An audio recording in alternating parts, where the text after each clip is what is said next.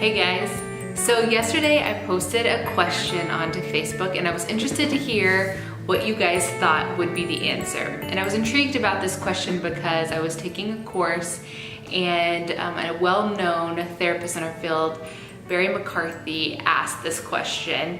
And so I was interested to see what you guys would think as well. So the question is, when do you think is the most common time for couples to become non-sexual? And non-sexual means having sex 10 times or less in a year.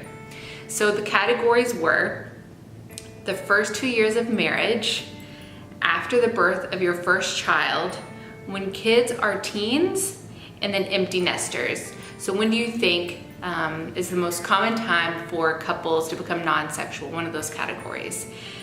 64% of the voters said after the birth of the first child, 27% said when the kids are teens, and then 9% said empty nesters. So nobody said the first 2 years of marriage. And I'll do some full disclosure here. I also got this wrong. Even though I knew the answer, I still got the answer wrong. So the correct answer, well, the answer that most people voted for was after the birth of the first child, which is what I also said too. I just had a kid 2 months ago, and so I think I really wanted that to be the answer. So I think my body was like, yep, that's it. But realistically, no one got the answer right, and it was the same for his course as well, and he thinks this is common. People get this, miss this, but it's in the first 2 years of marriage that couples become non-sexual. So what's interesting is that's totally fits with my clientele that I see. In our sessions, time and time again, we find and we ask the questions, what was sex like in the first 6 months of marriage, and what has sex been like after that 6 months? And we can typically see that there's a shift around the 6 month mark. And what we know is that from 6 months to 2 years, the libido changes. And so a lot of people enter into marriage, and after that time frame wonder, what happened to our sex life? Why has it changed?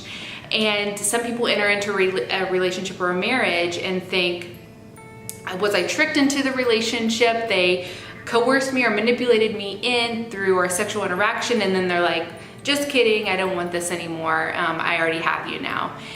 This I hear time and time again as well. What happens though is that when we get married and when we're in a new relationship, our libidos tend to sync up together, and then as time goes on, we start to normalize into what our typical libido state would be. So if one person tends to not want sex as frequently, that goes back to that side of the spectrum, and then same with the other person, and so it can feel very confusing.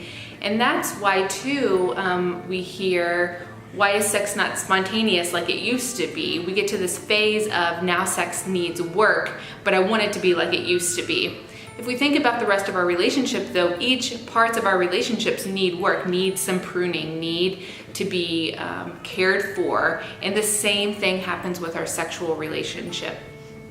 Barry McCarthy also says that we have this idea that relationships end in divorce because of finances, or they end in divorce after 20, 30 years because the sex isn't great.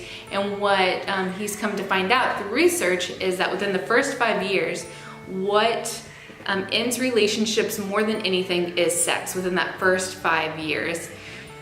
So this is all not to create fear, because that's not what we want to do, but to say sex needs work. We need to work at sex, and that you're not alone if you're experiencing this problem. We're all experiencing it, from what the research is saying and from what we're seeing in our offices as well. So spontaneity, even though it's great and it's fun and we love that, we also need to consider working and taking some time for sex and figuring out each other's sexual communication in the ways that our partner likes to interact sexually as well, and continue to have that conversation. But I thought this was interesting that a majority of us thought that sex decreases or becomes non-existent after the birth of the first child, when it's actually within the first 2 years of marriage.